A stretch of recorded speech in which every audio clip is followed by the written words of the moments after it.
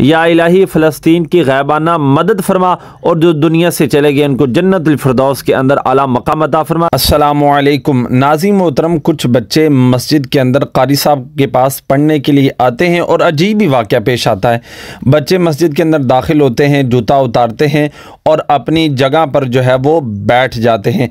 जब वो अपनी जगह पर बैठ जाते हैं तो दूसरी तरफ से कारी साहब आते हैं, वो आकर मुसल्ला रसूल पर बैठ जाते हैं और फिर जब कारी साहब बैठते हैं तो बच्चे अपने कारी साहब को सलाम करते हैं। अस्सलामु अलैकुम व रहमतुल्लाहि व बरकातुहू।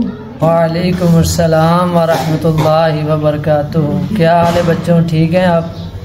जी अल्हम्दुलिल्लाह। नाज़रीन मोहतरम, फिर कारी साहब बच्चों से पूछते हैं कि बताएं आपने कितनी जो है वो नमाज़ें पढ़ी। आप एक बच्चा नया आता है, ये वाला पूछते हैं कि आप नए आए, वो कहता है कि जी हाँ।